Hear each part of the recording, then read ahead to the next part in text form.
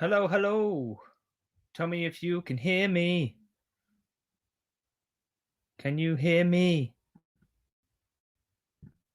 Yes, you can. Where's my phone? Hello. 3 people viewing. 15 people viewing. Can you hear me? Someone comment. William Guy, what's up? Can you hear me, William? Oh, wow. Oh, my God. Okay.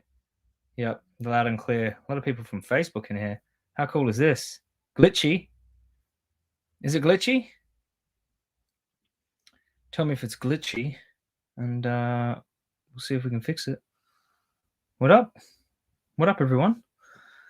Glitchy? Loud and clear? 69 people viewing? 163? It's good? Marion? Bing? Paul? Michael? Here we go. Oliver? What's going on, my homie? Marco? David? Terry? Sophie? Sean? Sorry, I was just going through everyone's name. That's probably pretty annoying. But what we're doing right now is we're doing a pre-video release live stream because in 1 hour and a half, 177 people, we're releasing on YouTube the episode 2 to the campaign of the Uncovered series. Episode 2 is quite a bit more. Let's just say it uncovers a little bit more than episode 1 did. And you might be really interested to see that. And if you're not interested to see that, I would just encourage you at least to come and comment on the video and stuff like that, because it helps the video be reached by those who need to see it. Because Taylor says bit glitchy. Why? Is it the internet? Is it the internet? Okay, glitchy now. Mad Elizabeth saying it's glitchy. Why? Now it's okay. It's okay. Keeps freezing, someone said. Why does it always glitch on me? Thanks. Not glitchy for Gemma. Whoa, Gemma.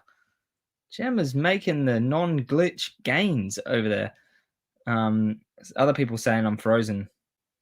Anyways, we could talk about how glitchy it is for the entire stream if we like. But also we could also talk about the episode 2 that's coming up.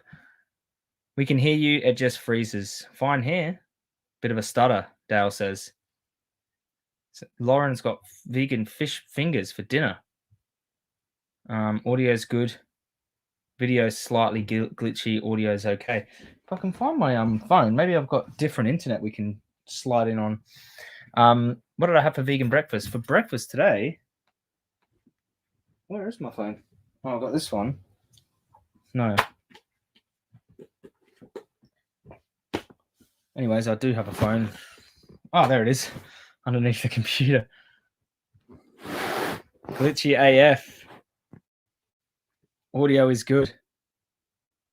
Oh, God, is this going to be any better?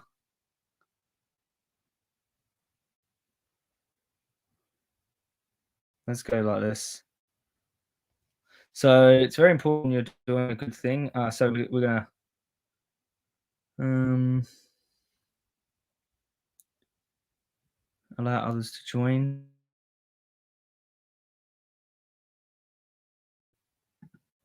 Wi-Fi. Well, look, if it's half good, we'll just leave it as that.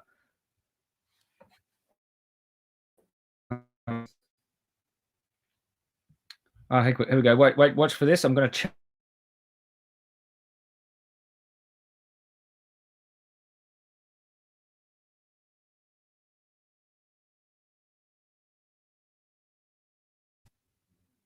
Okay. How's that? How's that? How's that? Is that better? Because I changed the internet now. Completely frozen now. Why? Guinness says it's good now. You're roboting. Way worse. Seems better. This is hilarious because everyone's got their own idea is much better, but not perfect. Not perfect, but much better, Chloe says. Worse. Dale says it's good. Oh, look at the comments, everyone. Can you see all these different comments? Or is it just me? I can see everyone's comments on Facebook and on YouTube. And everyone's got a different idea about what's going on. Anyways, well, as long as it's better for you, Lisa Edwards, I'm going to continue. So basically, yeah, in about an hour and 30 minutes, we're releasing the latest campaign in the campaign video series of the Uncovered, and I would appreciate if you all jumped in and helped us out there, and help the video reach the people that need to see it, because I think people need to see inside these places, because if they don't, they'll now always be fooled into believing what the industry tell them about these places. But let's go through here. Let's see what the homies and homettes are up to. Hey, been watching a lot of your videos daily. I love you. Oh, thanks, Kirsty Thomas. I appreciate that. And Grant says I've dropped off again. Which I don't really know what to do about that, because I've got you on my phone internet now. And thank you, Vooligan. That's very, very kind of you. Joey, people only care about themselves, and that means their health. They do not care about animals. They only care about their own health. Very sad. Well, I don't think that's true of everyone. Maybe that is true of a lot of people, but you could use vegan health message along with your vegan animal rights message. But yeah, a lot of people do care about animals, a lot, and that's why a lot of people are against factory farms. So they have some care for animals, but maybe not enough to abstain from eating them. But you just have to help them along. What did I have for vegan dinner, Joey? I had vegan burgers, Vivera vegan burgers, and bread.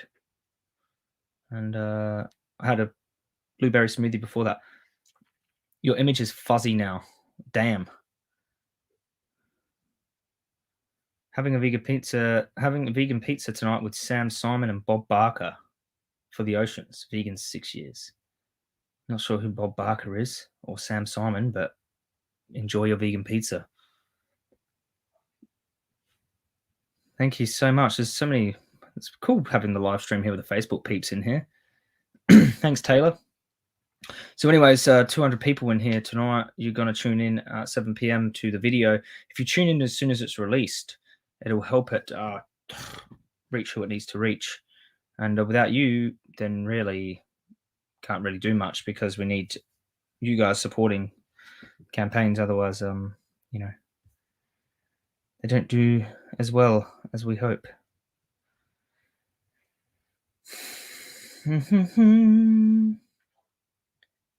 Natalie Morgan Drew says, you'll eat something from McDonald's that kills millions of animals.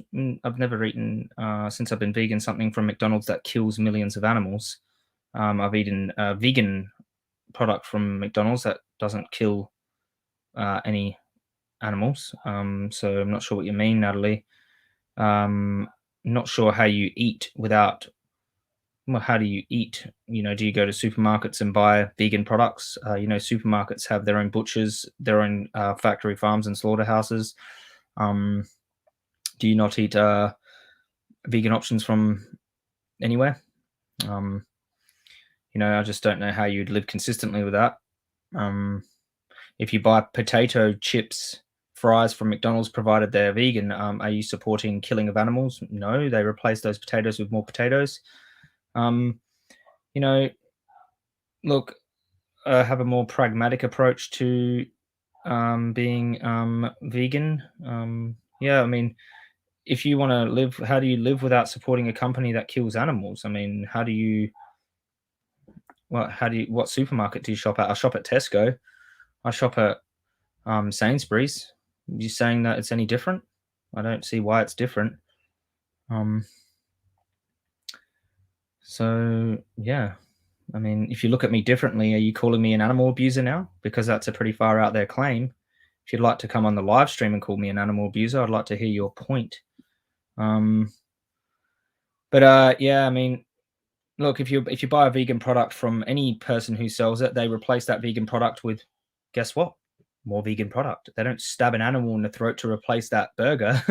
They replace that burger with plant products, and I don't think it's really matters all too much who's selling that plant product.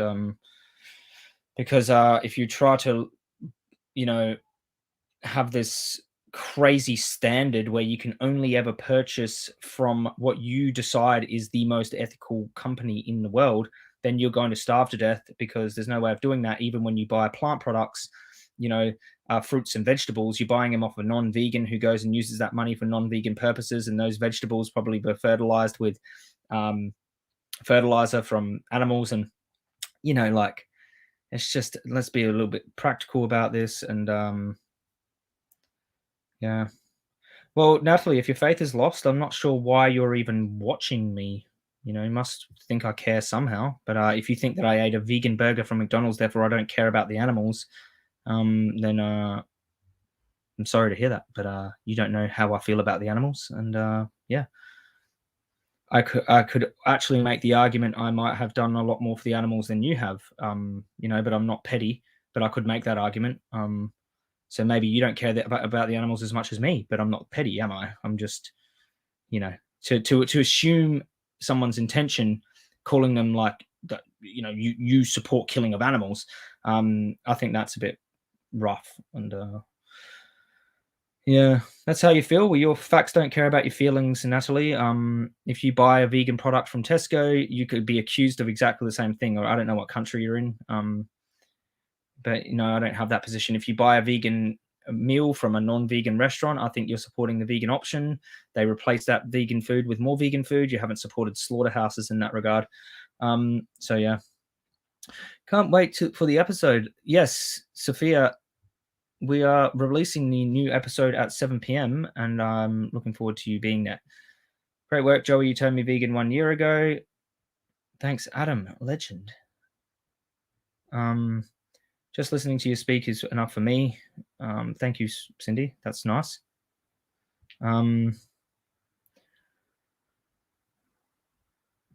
Yeah, it's okay. I mean, some people just they let their feelings override their logic, and I mean, look, that happens a lot in the vegan community. People that actually care, and they I think they let their feelings cloud their judgment a little bit. I mean, I could run anyone through the hypocrisy ringer. Run anyone through the hypocrisy ringer if you delve deep enough. I think having a pragmatic approach is good. I think directly supporting animal products is, not good. But in terms of like narrowing it down to which company is unethical, I mean, by some people's standard, all companies are unethical. All capitalism is unethical. So what do you do? Like, anyways.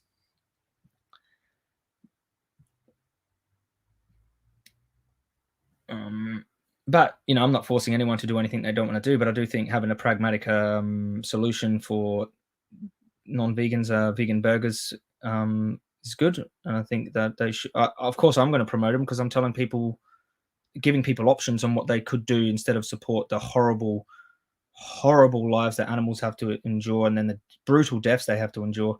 So.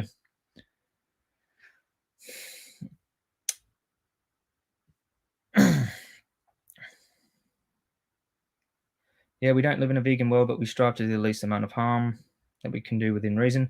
Look, like, I just don't like having massive double standards. I mean, that's probably it. Like, like we support industries all the time that have animal death, human death. These industries are like vital for civilization, and like it's like the crop deaths argument. It's very similar. Like people call you a hypocrite because animals die in crops, and it's like, well, what's your suggestion? We don't have crops. We starve all of humanity before plant agriculture. We didn't even have civilizations. Is that what you want us to do? Like, and they also forget that people die on farms all the time. We don't have a double standard there. Like, anyways, but yeah, I think just look, pragmatic, support the vegan options. You know what I'm saying? You know, they're good. It's great that McDonald's have a vegan burger out there. I think that's great. I mean, if it gives something else for people to, and it could lead into something really positive. You know, I'm not saying that McDonald's is an amazing ethical company. I don't think that any massive profit-driven company are really can really be ethical unless they're using their profits for some type of good, you know. And but you know, if they swapped out all their meat on their menu for plant meat, I think that would be a huge win for the planet. Which is one of the requests of Animal Rebellion, that McDonald's go completely plant-based. So would you say, oh no, like, you know, like a lot of animal people just want McDonald's to do the right thing, and if they put on a vegan burger and we criticize them for that as well, and like, you know, if they're moving in the right direction, I mean, it's not good enough, obviously, but um, it's still something that, like, I'm going to tell people about, like, because a lot of, you know, especially like the young generation, they go out with their friends go to Macca's, and you know, they can get the McPlant. You tell them don't have the McPlant, even though it's a vegan product and certified vegan by the Vegan Society. Don't have that because it's still just as evil as supporting, as it, you know, stabbing an animal to death yourself. I mean, okay.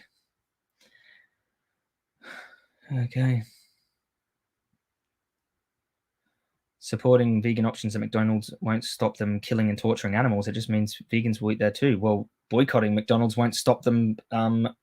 You know, you boycotting McDonald's won't stop them torturing animals either. But having a vegan option will definitely shift meat eaters into eating that vegan option. You know, a lot of flexitarians want a vegan burger every now and then, and that's kind of like a good thing. And you know, I just think McDonald's will make vegan burgers more accessible to so many people who have problems accessing, you know, a vegan burger, and makes it more convenient for them. I just don't see the negative in it. Like, just because it doesn't stop all killing of animals doesn't mean that it's not a positive thing. I mean, I could make that argument for anything. Buying bananas doesn't stop all killing of animals. Therefore, what's the point? Anyone heard of the documentary Eating Our Way to Extinction? I did hear about it, yeah. The second favorite vegan behind Gary Yourofsky. Oh, Paul, thank you. That's very kind of you. I would have to say Gary Yourofsky's one of my favorite activists, that's for sure. Hey Joey, it's Little Muffin. How are you? Don't take me serious. Little Muffin is actually on YouTube now too. You're diversifying, Little Muffin. I personally avoid companies like Nestle, McDonald's, and Unilever, and I'm a lentil muncher. However, I promote their new products as they are very accessible and a great gateway to veganism for friends and family. And a few friends still aren't vegan, but they're trying these products. Yeah, I mean, that's a perfect example, Chloe. Like, you can avoid whatever you want to avoid. I mean, that you're having more, you know, pragmatic approach to people who, you know, look, like I would even go even further, that there's no real difference between buying a plant-based burger from, you know, Unilever do vegan ice creams and stuff, Ben and Jerry's and stuff. Like, I just don't see, because you're buying a product that they then replace with more dairy-free product, more vegan product, and you know, they end up making a business off a vegan product. I don't see that buying that vegan product as being unethical or incentivizing animals being slaughtered. I just think when you buy the non-vegan product, you're 100% incentivizing animals being slaughtered, and that's what I care about. I don't care about the boogeyman selling it, because you could just what you could do is just make the argument for any company selling any vegan product or fruit and vegetable. You could start going down the line and then be like, I have to boycott everything. And I just don't think the boycott mentality always works. Sometimes the opposite of boycott actually works, which is like telling companies what you want them to produce instead of the alternative, which is good. But I think it's better to say, look, I personally won't eat in McDonald's or Unilever. I personally don't ask people to do things that I personally don't tell. I personally don't advocate like new vegans do something I wouldn't do. You know what I mean? Like, if I would go into McDonald's and eat the vegan burger. I just don't see the difference between McDonald's and Tesco and Sainsbury. And I go in there. Tesco has horrible factory farms that they support, that send them chopped up corpses to sell. So Tesco are supporting animal agriculture so much, but I'll still go in there and get the oat milk. Like, you know what I mean? And don't tell me no, it's different because like McDonald's, like I don't know, like people make this argument that it's somehow different because a supermarket is different to McDonald's. No, it's not. They're making money off of animal products. They're generating. They're 100% incentivizing way more animals to be killed because they exist.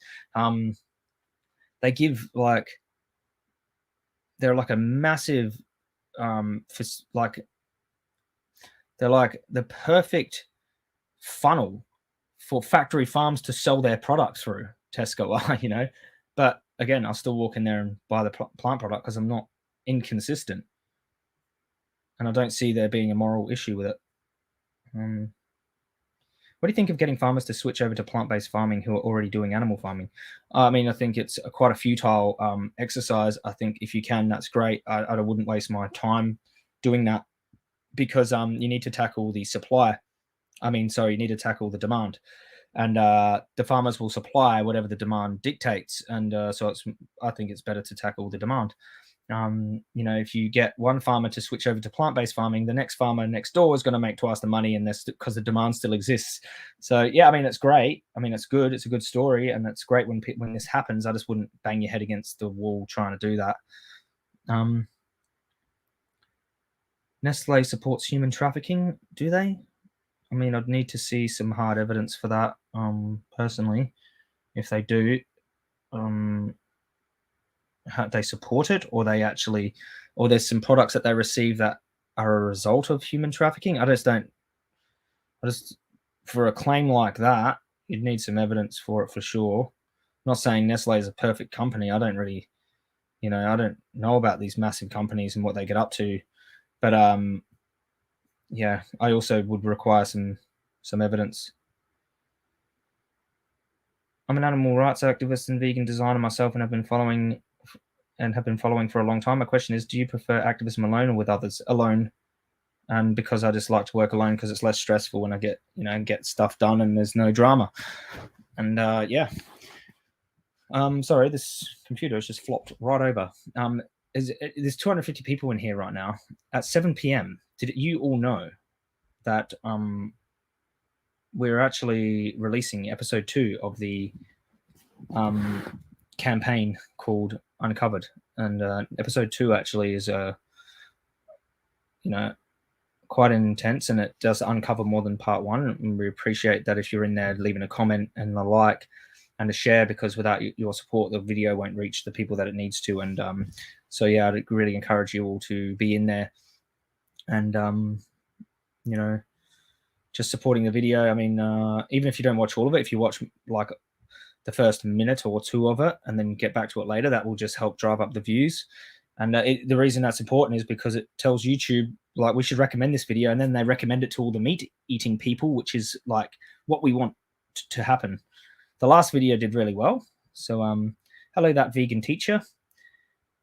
Thank you very much. I clicked on your name then. Oh, wow. I think that's really, really nice of you to say. Is this really that vegan teacher? Because there's so many people who claim to be that vegan teacher. Oh, no, I can click all the comments. Joey Carbstrong is the best. I didn't mean to click that one. I'm not being a narcissist or anything. It was just the next one after that vegan teacher. You're really awesome. Also opened me up to reality. Amazing.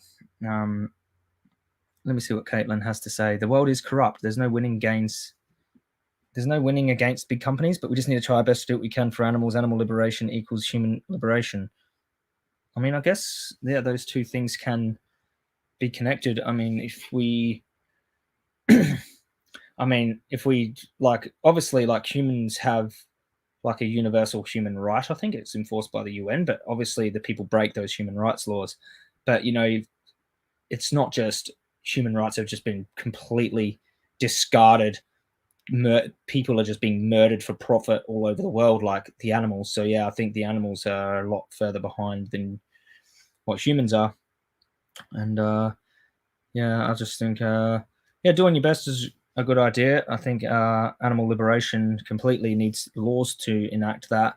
We need to get like enough people on board with the idea that animals matter morally, and then hopefully, if we get enough people on board with that idea, then they will support laws to protect animals. I just the reason I focus on animals the most is because animals are so far behind compared to humans, so far behind. That doesn't mean I don't care about humans. It just means that one issue definitely takes precedent for me because it's so far behind. Hey Joey, do you meditate? I find it helps in dealing with living in a cruel world. No, I don't meditate. How I deal with living in a cruel world is by being proactive and doing things to help make a difference, and that's what helps me. Meditating it probably would help my mental health a bit, but I prefer like just doing stuff, taking action. I have a question. What's a quick way to debunk crop deaths? What if a hunter asks me and I can't say that they feed animals crops? I need a quick and simple but effective way to respond. Well, basically that we do not hold a double standard for humans or animals in the category of civilization. I think that eradicating crops is way more immoral than deaths in the crops. You know what I mean? So, like, what is this hunter suggesting, that the entire world population live without crops, like live without agriculture, like go pre-civilization? Like, what do we do then?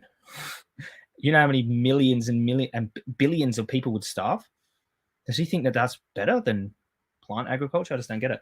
I mean, people die on farms all the time. Like, people, human beings die on farms all the time. They also die in transport. They also die in construction. They also die in factories producing goods.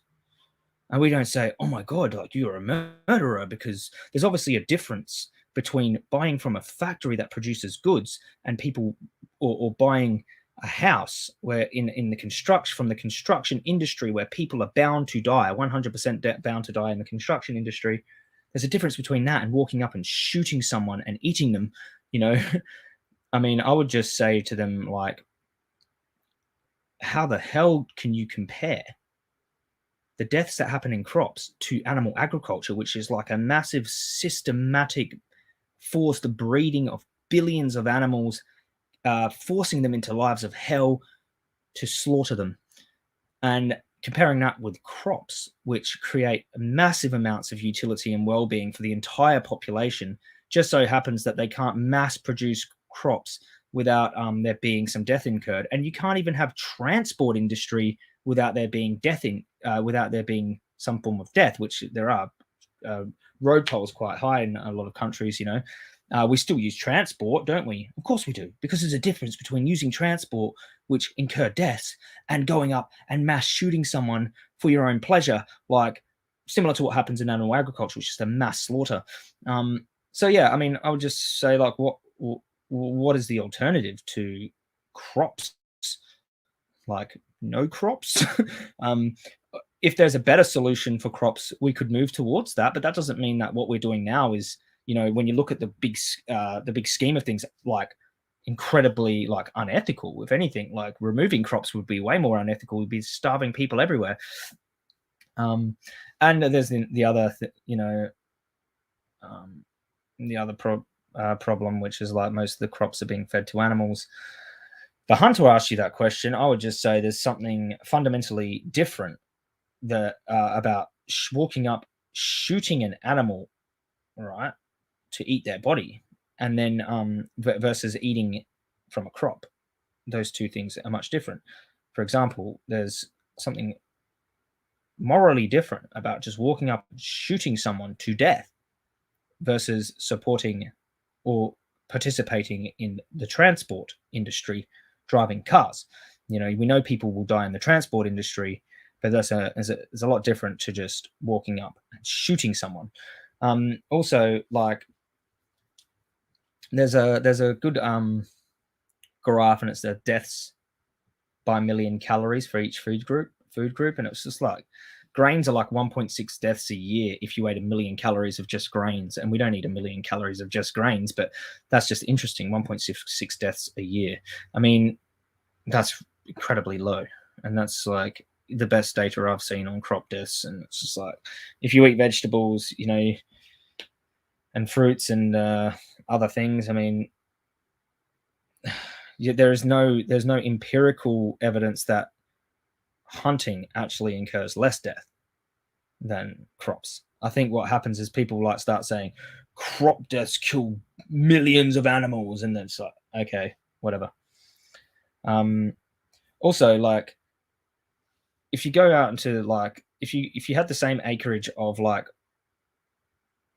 wild land, wild wilderness, are you going to tell me there's less death and suffering in that wild land, like of insects and animals eating each other and like just suffering, than there is in a crop? Like, what makes you think a crop is more immoral than what was there before it as well? Like, if you just look at wild land, which is just like trees and like animals eating each other and insects just going crazy eating other animals and insects eating each other, and what makes you think that a crop is more unethical than what was there before? Anyways, that's just a few things, but I just don't think there's anything inherently immoral about plant agriculture when you actually look at everything from a massive scope. I could definitely say there's a huge difference between plant agriculture and animal agriculture.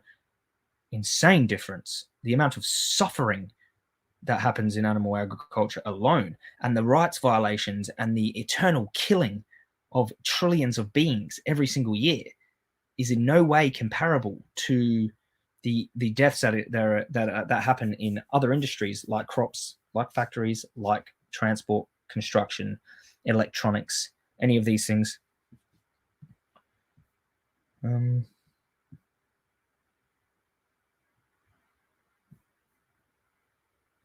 Did I freeze? Did I freeze for anyone else? Am I just talking to myself here? I just don't think you should accept that you're a hypocrite unless you actually you are. Like, I just don't think that because we eat out of crops that makes us hypocrites at all. I mean, we don't even have a double standard for humans who die on farms. You know, we know there's going to be deaths for civilization. We know that. It froze. Someone says no, no, no, loud and clear. So why do some people not? Okay. So I just don't get why some people can hear me and others can't. Anyways, for the 224 people that are in here, at 7 p.m. we are releasing the second episode 2 YouTube video of the campaign series. So please join us. Please come in and leave your opinion, comment. We really appreciate it if you're there within the first hour to view it and to leave a like and a comment. That will help us out a lot, more than you actually realize, because like, if all of you come in there in the first hour and comment and leave your opinion, and then it tells YouTube that the video should be recommended. So really, without your input and your support, the videos don't do as well. So we really need you in there. 7 p.m. UK time. That's in 1 hour. Kazoo, Peter Cunnington, 1 hour. 1 hour UK time, 7 p.m. Please be there. Please. Even if you just jump in for the first 30 seconds and give it a view, or a first minute, and then give a comment, that will help out as well. If you just can watch the first minute and then watch the rest later. Thanks. Thank you so much, all of you supportive homies and homettes. How do I remove this? I don't really know. Oh, hide current comment. Oh, cool. It's on my YouTube channel. Yep, on my YouTube channel. I'll be sharing the link on Facebook for you people as well. So let's have a look. Killing bugs is not the same as killing animals. Nobody really believes that it's just a whataboutism. No one really believes that it's just a whataboutism. Yeah, I don't think it's morally the same to kill a bug as it is to kill a pig, for example. But also, there are other animals that die in crops too. But I still think that those deaths are justified for civilization, because without, what's the alternative to crops?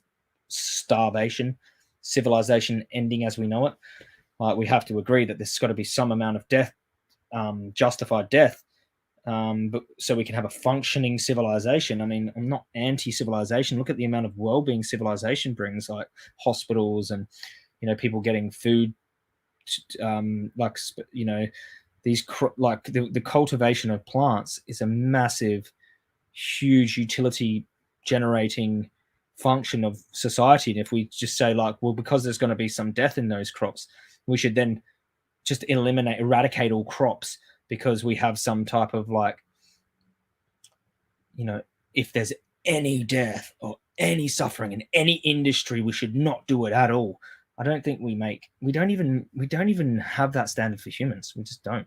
There's so many industries that happen, and we sort of go, okay, well, what's its utility to society, and how many deaths does it incur? I think we can justify this amount of deaths, even though deaths are bad, justify this amount of deaths for the good of civilization.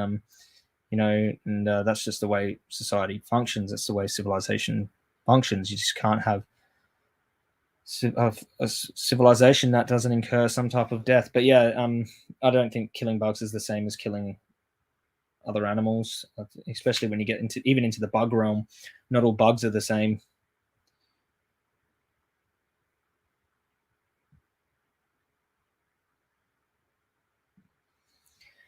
John Carpstrong, is it possible to break the self-implemented Carnus chain? Yes, of course it is. But if it's self-implemented, I mean, I guess it just depends on who you're talking to. If I understand what you're saying correctly, is it possible to break the self-implemented Carnus chain? Yeah, I mean, with the right message at the right time for the right person, I think so. Just depends. Not for everyone, but yes, for most, for some, for selected people. I can't even see over this comment here. Ashley Wallace, lol. I was the one who asked if you have a mate in one of your YouTube lives. You got a real kick out of that. Here in the States, mate means lover. I know it means something different in Australia. I was actually trying to sound cool talking to you. Epic fail. You have been inspiring me since I discovered you 3 years ago, and you're still inspiring my activism to this day. Much love, Joey, from Ithaca. Well, Ithaca, that's a very beautiful picture of you and that piglet. That, well, not a piglet, but I like to call even full-grown pigs piglets. But thank you so much. And yeah, I'm sure mate does mean something different in the United States. But yes, we'll just stick with the Australian definition, I think. Let's keep rolling. How's my internet going? How are we going? How's the internet going? We've still got 240 people in there. All 240 of you at 7 p.m. because I'm going to stop this live stream in 10 minutes, right? And if all 240 of you set your alarm right now on your phone and jump into the comment section on YouTube at 7 p.m. UK time, which is in 50 minutes now, 50, then we can really have a really good premiere for episode 2. So thank you, legends. English fan says we're all good. Then what about Silk and Honey? That's actually a really good question. Should we just philosophically try to decipher that one right now for you, pinning Peter Cunnington? Because it's not the same to kill a bug as it is to kill like an other animal, like a rabbit. I would say I would choose the rabbit over the bug. I mean, it wouldn't be a hard decision for me. But what about Silk and Honey? So like with honey, like honey's quite interesting because it's like, I don't know if bees fall into the category of non-sentient beings. I'm pretty sure they're one of the insects, because not all insects are the same. Sorry for lifting this up. I'm not trying to be cool. It's just something weird that I just did.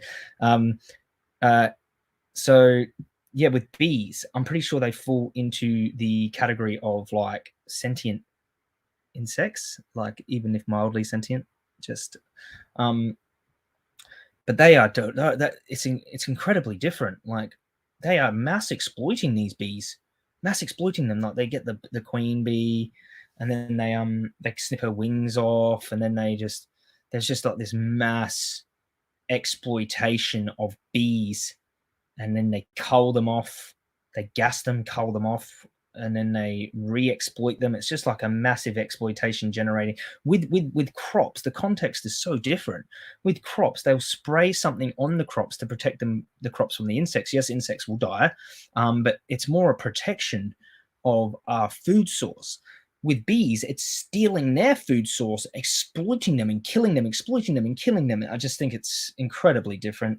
It's much more in the realms of exploitation and cruelty. Much more in the realms of this isn't vegan than crop deaths. Crop deaths is like, we're protecting these crops because if we don't, then we can't reason with the insects. They'll destroy our crops. That's a lot different justification than honey industry, which is, I don't see any justification for the honey industry. The same with silk. Now, with silk, what are silkworms? Do they feel pain? Do they suffer? Maybe, probably, I don't know.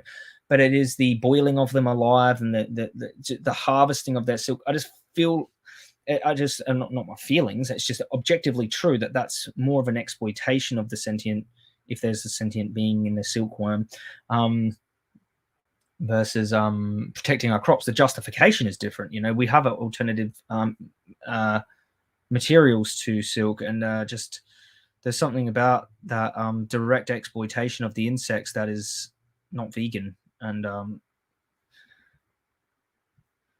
I just think that the context surrounding them are so different. But if you ask me, would I protect a silkworm over a pig? 100%, I'm protecting the pig over the silkworm. John Roche. Okay, let's get John Roche. Let's look at his. John Roche. I look very unwell. You don't look very good yourself, John. You look a bit pasty. A little bit pasty there yourself, bro. Like, why don't you jump on the live stream? We'll have a little check at who's fitter, who looks better. You come to the gym and see who's fit, who looks better.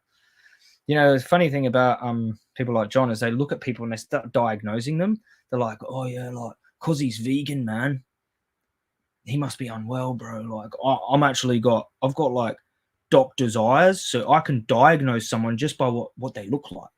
You know what I mean? Like, John's actually what are you, John? Are you a heart surgeon or rocket scientist, or But anyways, they say that because they really think that about themselves. Maybe, I don't know.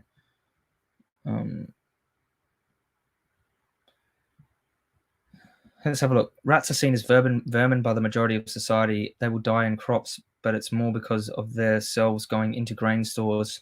Same goes for normal mice. Field mice is an exception as they live.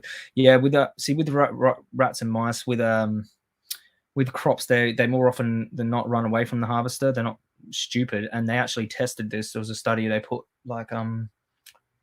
trackers on the mice and see what happened. The harvester came, they ran away. But what happens is, because the harvester will pull down the crop, the predator birds will come and eat the mice. But yeah, like, rats and mice are poisoned when the grains are being stored for animal consumption, like especially on animal farms where they're storing all these grains. They'll be poisoning the rats and mice because of so they don't get into the stores.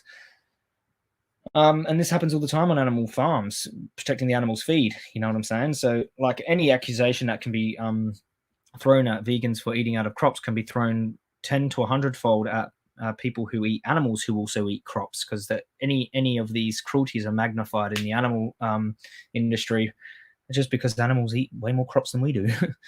But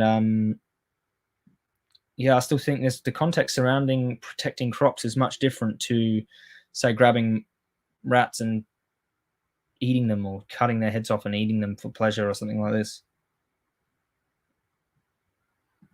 He says, exactly, bro. The birds of prey and snakes get them. Yeah. I mean, this is that does happen, and this is just one of these things that happens for civilization, and that's why people get this idea, like, about your values as a vegan. Like, I mean, I don't hold the position myself, like, that death is never justified, or some deaths aren't justified. Like, because if I held that position, like, it would be insane. It would be insane. Were you saying that, like, killing can never be justified, no matter the scenario?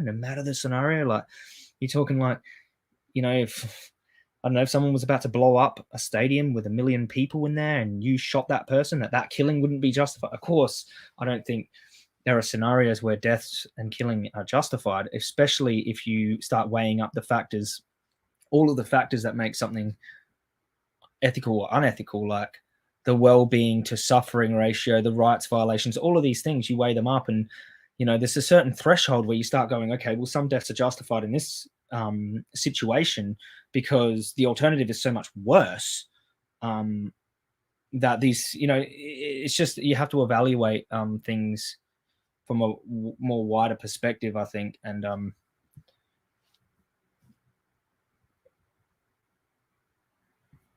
can you guys all hear me?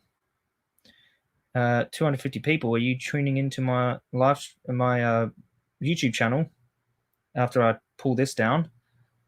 Because at 7 p.m. we're premiering the latest episode of the Uncovered series. So yes.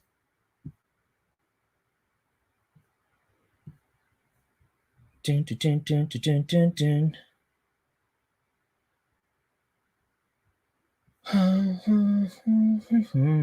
Everyone can hear. Okay, great.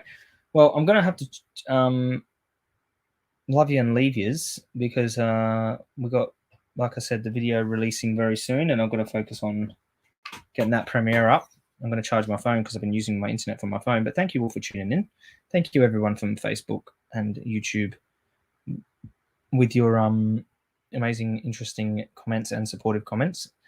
If you are free at 7 p.m, please tune into the YouTube video, leave a comment, tell me what you think, leave a like as well, help the video. I appreciate that a lot. And yeah, I'll see you all. Maybe I'll keep doing these. I like these live streams where it's like YouTube and Facebook together in the same channel. But anyway, guys, Facebook, YouTube fam, catch you later.